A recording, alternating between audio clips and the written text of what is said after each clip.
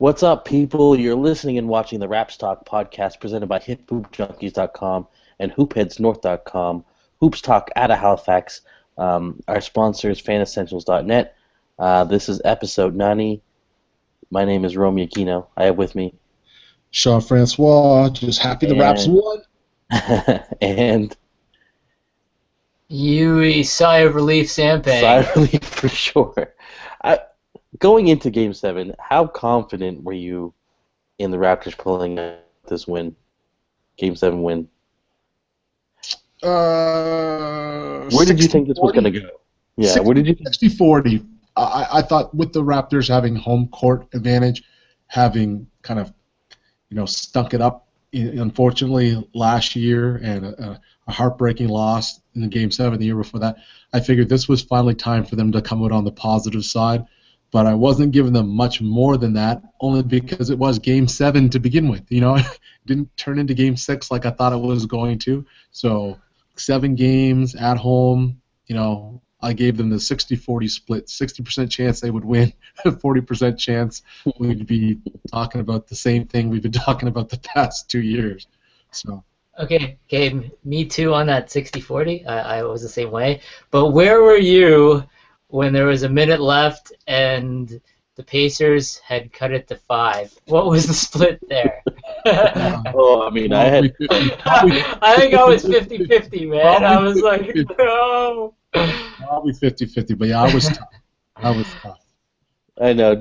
I'll tell you this much: it's like in the fourth quarter, when they were up, they were up like 16, I think. 16. At one point. It was like, okay, now we're talking about Raptors Miami, and then all of a sudden, like Monte Ellis hits a big three, to cut it to 3, and then it got close to the end. I was like, I can just see this just all falling apart, like at the very end, and like it just had flashbacks to 2014 and Paul Pierce, and something weird was just going to happen in that last quarter, and it was like, this is so Toronto Raptors, like,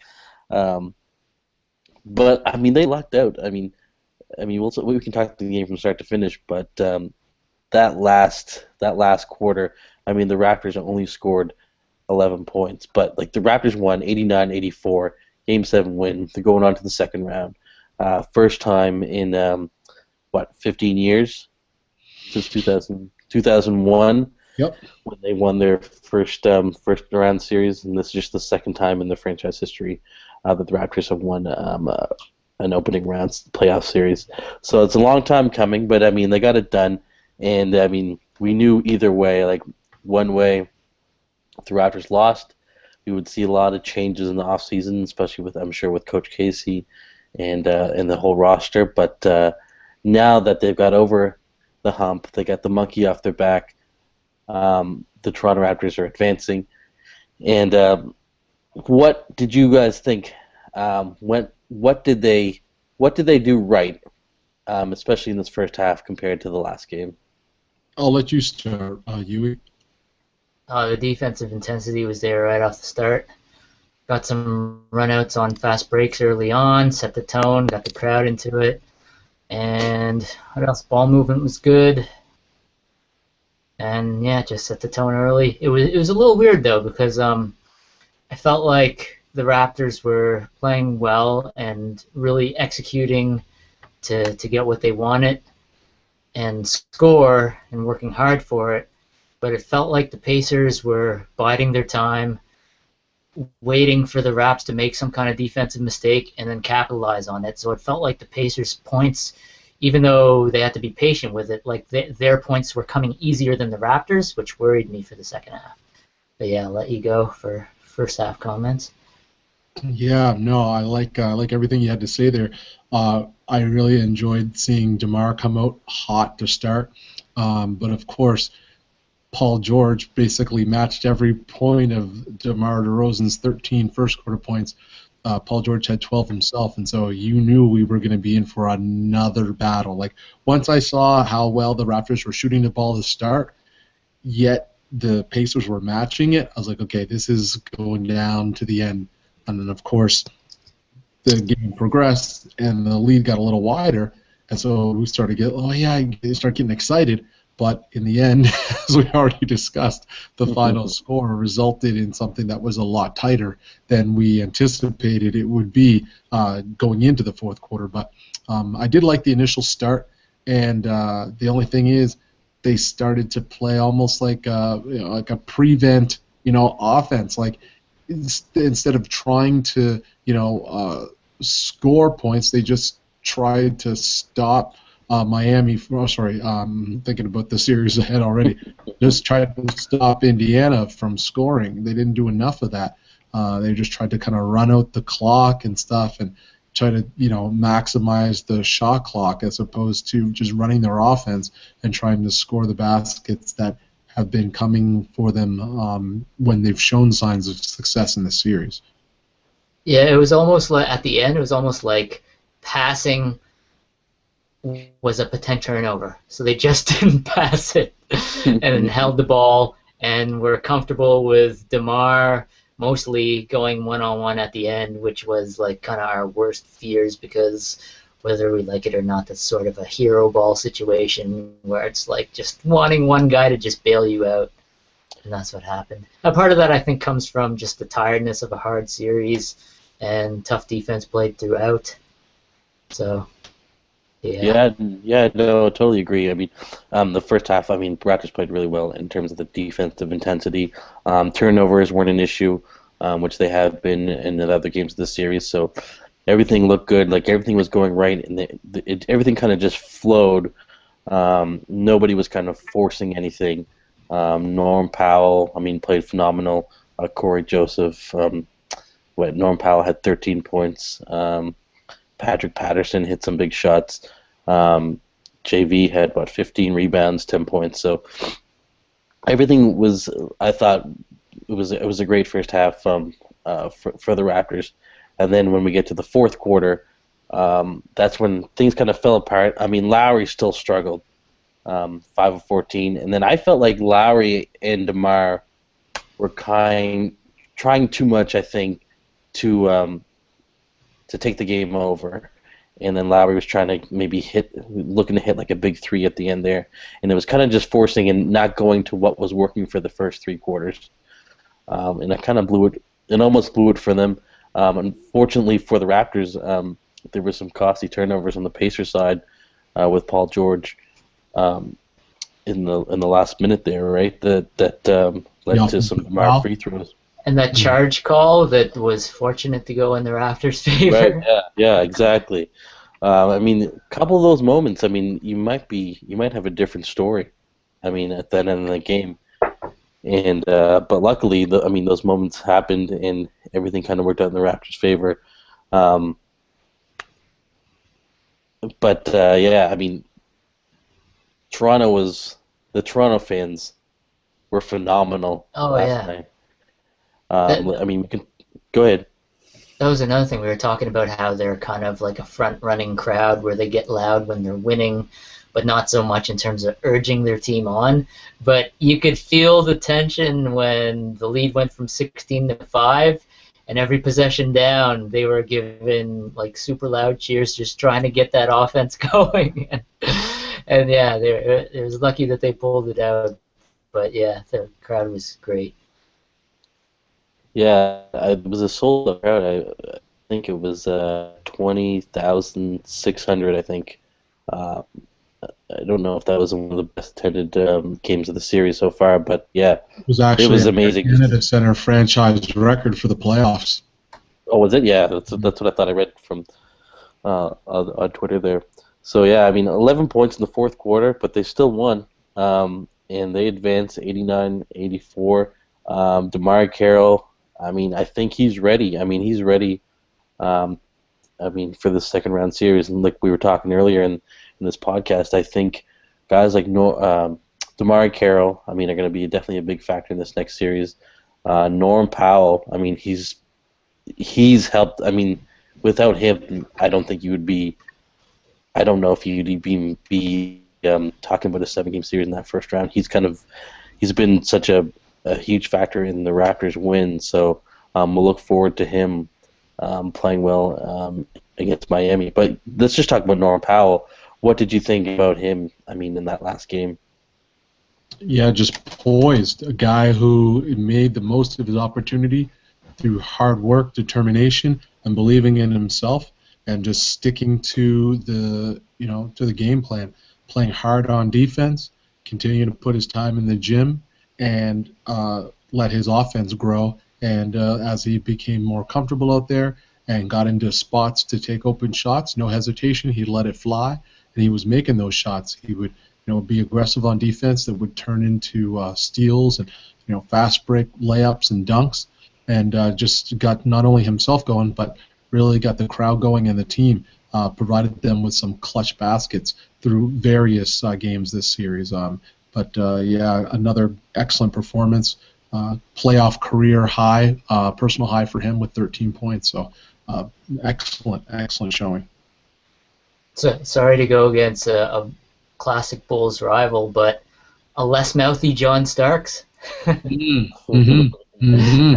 Yeah. The tough D, the hitting the threes, getting into the lane, an unheralded guy coming out of nowhere. Yeah, no, yeah, he's definitely played well.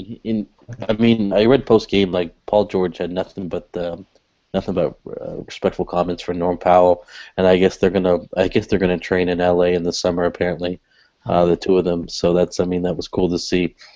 But yeah, he's been phenomenal. For a second round rookie playing in playoffs, especially in a game 7, to hit like big baskets. When it mattered, and playing the tough D on Paul George. He's been great. Post game, Coach Casey. I guess he can breathe a sigh of relief. That was just the one goal I think for the Raptors altogether. For everyone, it's just to get a first opening round series win. And I'm sure you guys saw in the post game press conference, Masai came over, gave him a kiss on the a kiss on relief. Yeah. But yeah, the monkey's off. The monkey's off. That's what they were all talking about that game. Like first round series. That's all we talked about. 82 games. What happens then doesn't really matter unless you get past that first round. Mm-hmm. Paul George tweeted, I guess, after. He said, "Thank you, Toronto." So, that was a classy move by him. But, yeah, closing comments on this series, the 7-game series against the Pacers. Just goes to show regular season doesn't mean anything.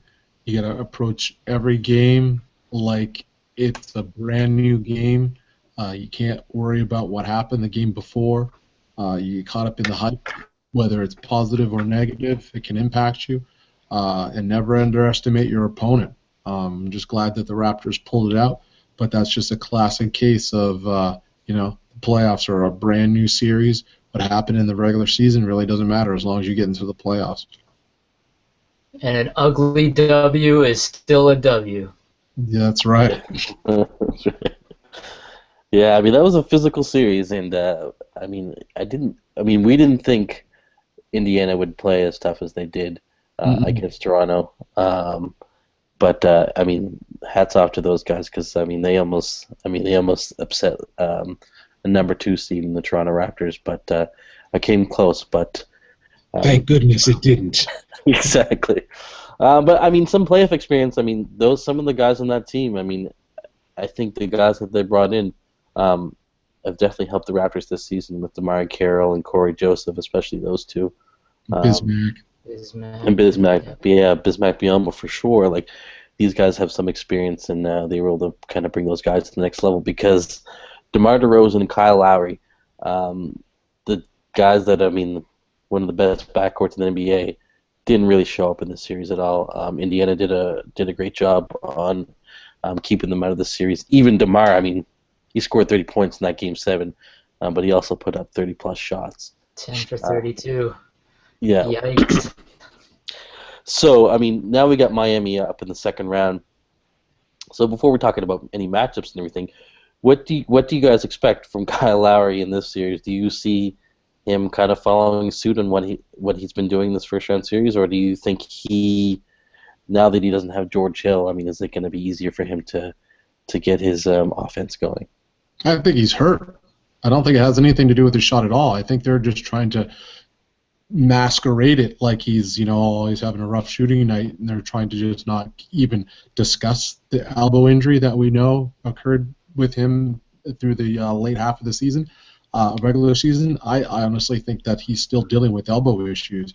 I just don't see how your shooting falls off of that much, in such a precipitous manner. It just went like from here to like just straight down. I honestly think he's still hurt, and that's why in the post-game interviews he's kept saying, I'm just going to do whatever I can to help my team win. And he's done so many other things: assisting, rebounding, hustling on the glass, diving for loose balls, trying to take offensive charges, and all those kind of things.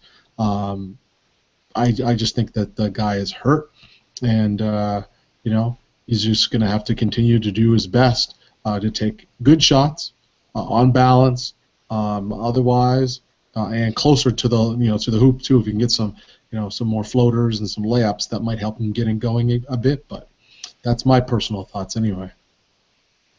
Yeah, I mean, it's his shooting elbow too, right? Mm-hmm.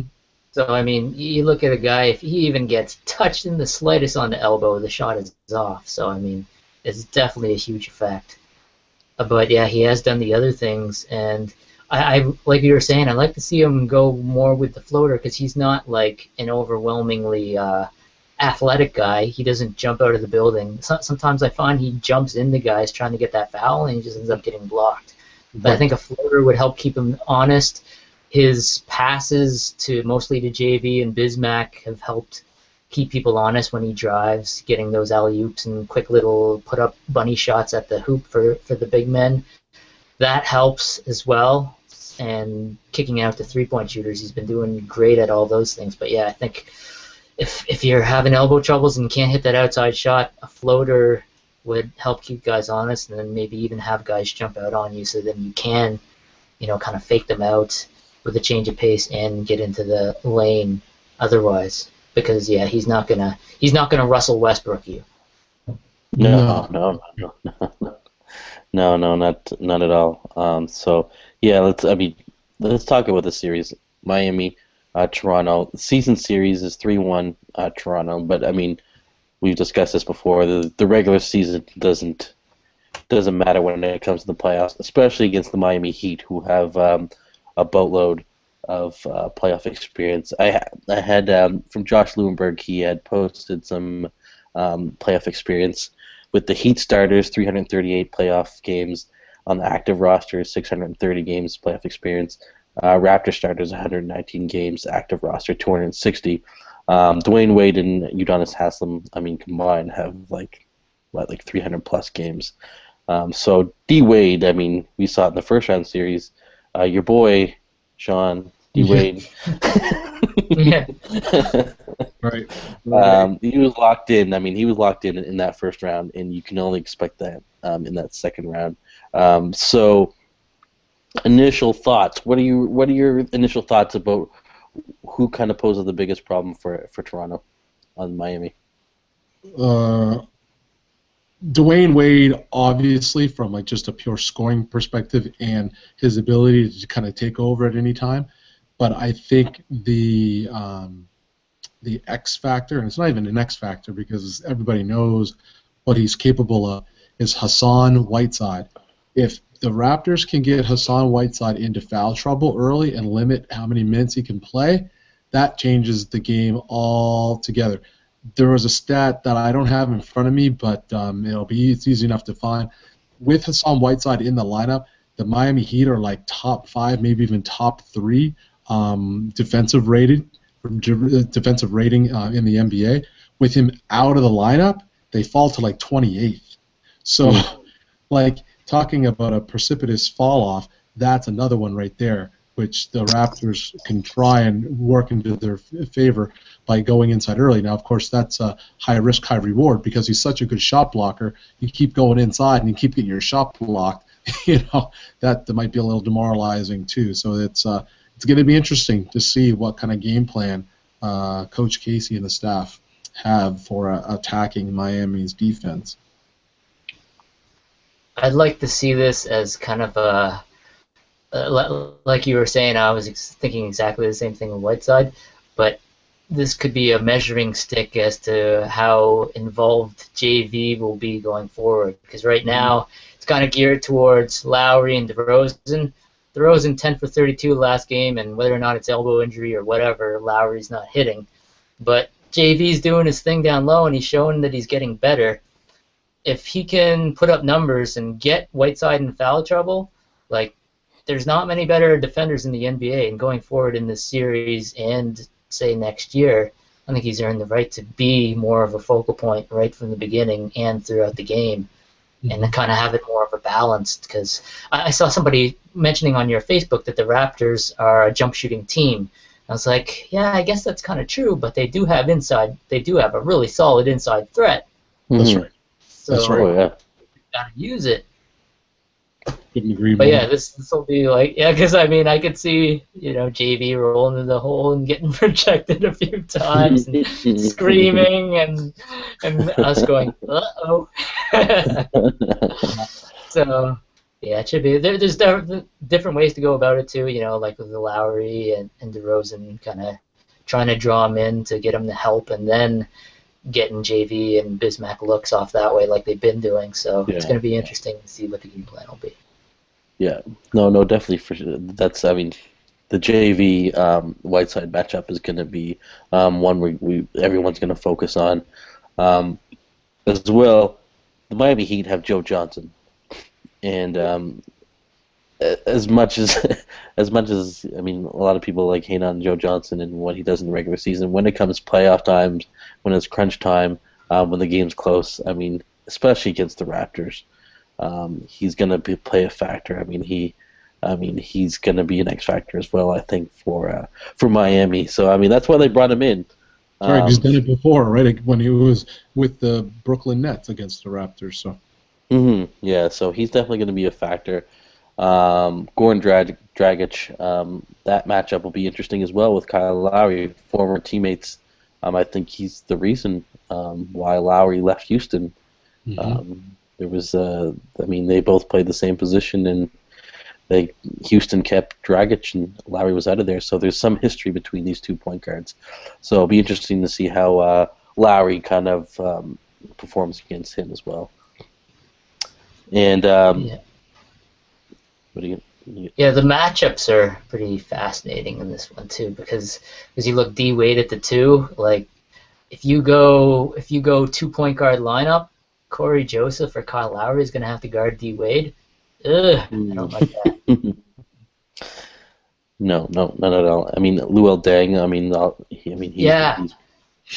I see. Playing at such a high level right now too. I see another Johnson X factor, James. I could see him guarding the 3 and the 4. Like Joe guarding Joe Johnson. He's got the size. I see T. Ross falling out of the rotation. He's kind of earned falling out of the rotation, and the size factor, and Norman Powell playing well. And also, yeah, like Deng is probably a little too fast for Pat. So I could see James Johnson matching up better with him. And Coach Casey actually gave a bit of a teaser for that, something like that potentially happening. In his immediate availability interview this afternoon, he essentially said that everybody on the roster has to be ready. He said explicitly there's guys who haven't played yet who could be called upon. And in the last series, he said some other stuff and basically said that, he's never going to give the media the full story, like you kind of find out when the game starts, when they make their announcement. So just like Yui referenced, I think that there's a very good chance that we will see Johnson in this series. What about Luis Scola? Do you see him starting again in this series? Yeah, only because I think that Patrick Patterson didn't seem to be as comfortable in the starting role. Now, don't get me wrong, he played solid. He definitely did some good things out there.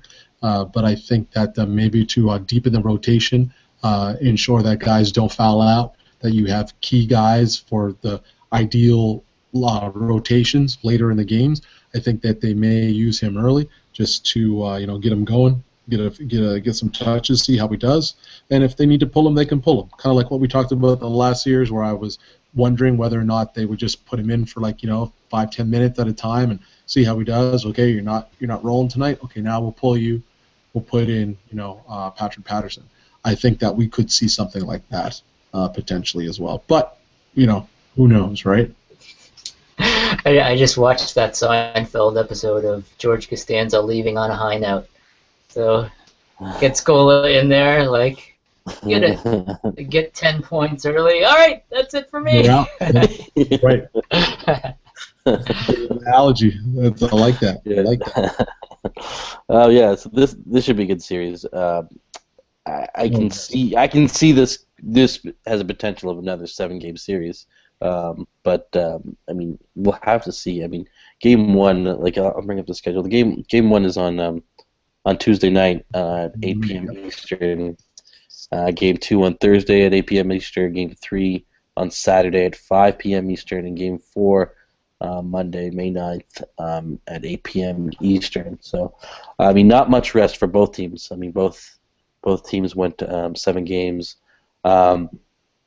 There's also there's also a matchup against the brothers, right? Darrell Wright and DeLon Wright. Yes. Head to head. So I was reading that. I don't think we'll see much action from DeLon Wright on the Raptors side. So. No.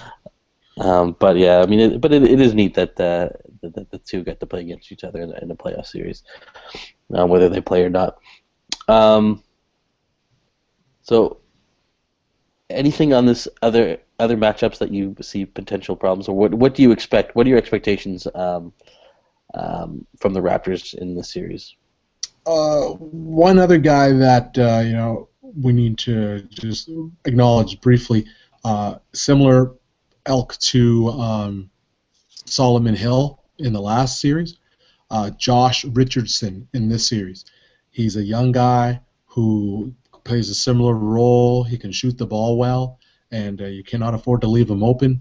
And he can definitely make open shots. So there's definitely, like you said at the top of the podcast, Romy, a lot of similarities to Indiana when they go small, which they basically do, considering the majority of their scoring comes from the forward and guard positions on that team. So it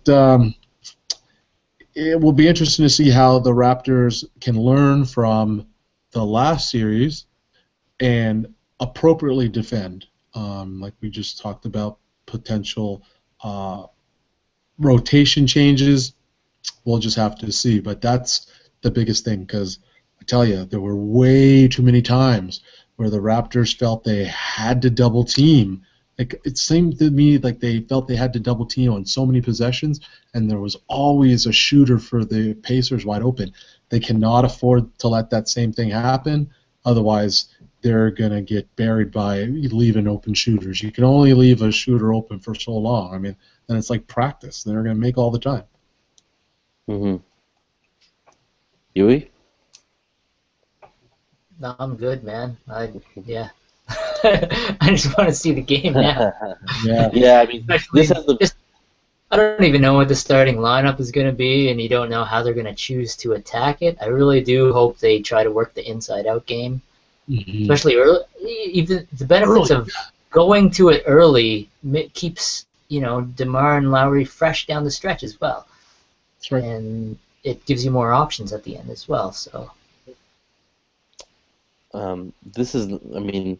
This had the makings of, being the Chris Bosh series, but it would have been nice for him to see him play for Miami, going against his former team, but it doesn't look very likely. I see articles now that Bosh wants to come back and play, but I don't see him coming in this series. But time will tell. We're not the medical experts, and we're not dictating if he can play or not. Right. But it'd be interesting to see him. It just adds more to the storyline between these two teams. But it's going to be a tough series for Toronto. Eric Spoelstra. He's got championships to back him up. So and Dwayne Wade as well. So it's gonna be as much as Toronto's the number 2 seed. I mean, it means nothing, especially when you're playing the Miami Heat. These guys have been there before, so we'll see what happens on Tuesday. And do you guys, what are your predictions? I mean, I know you hate to go against the Raptors, but I mean, how many games do you see this going?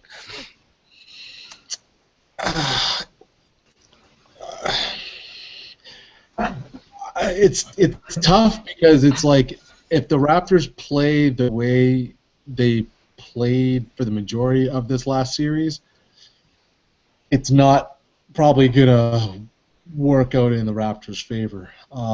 That said, it might have been just all the pressure of needing to win that first round series. I'm hoping that will kind of give the Raptors a breath of fresh air and come in with more focus and less stress and less worry. And if that's the case, then they'll be able to fly out early, get off to a good start, and let's say another 7-game series. I'd love to see the Raptors win early, like in 6 or something, to give themselves a little bit of time before having to jump into an Eastern Conference Finals if they're able to make it there.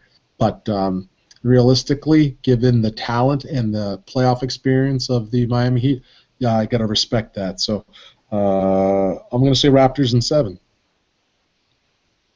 Me too. I mean, this has more potential for them to play well because the pressure's a little more off. If they lose in this round, it's definitely not going to be like woe is me as it would have been in the first round. Mm-hmm. But yeah, I can't see them. It just depends on, this team has surprised us already. Like Game 3 was just whoa, amazing! Like how did they do that?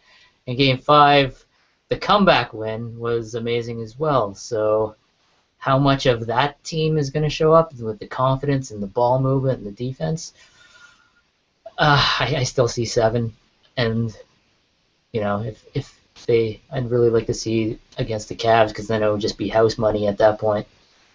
But here, I still think there's a little pressure. So yeah.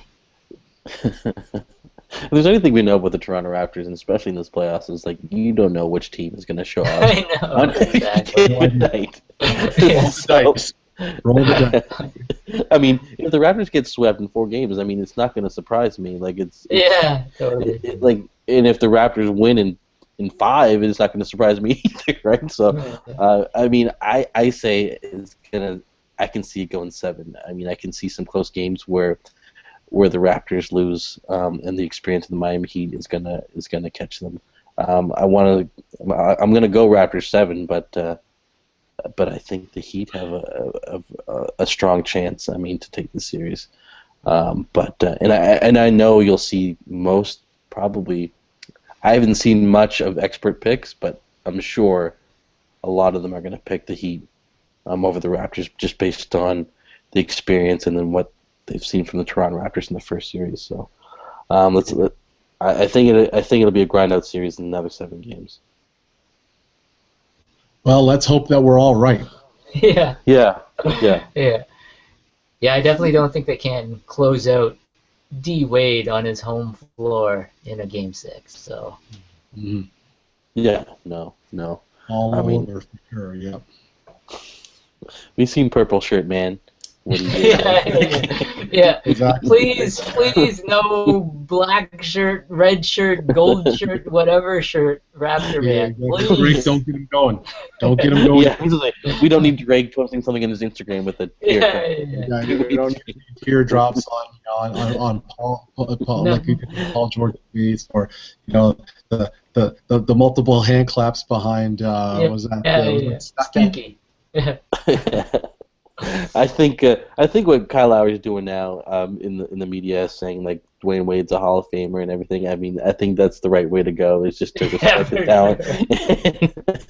Butter him up. No bulletin board material. So that's yeah. I mean that's it for the podcast. I mean that was episode 90. Stay tuned on blogs, hiphoopjunkies.com and hoopheadsnorth.com. Follow us on Twitter at Romeo Aquino, at Sean Francois, at Yui the Jock. This is episode 90. We out.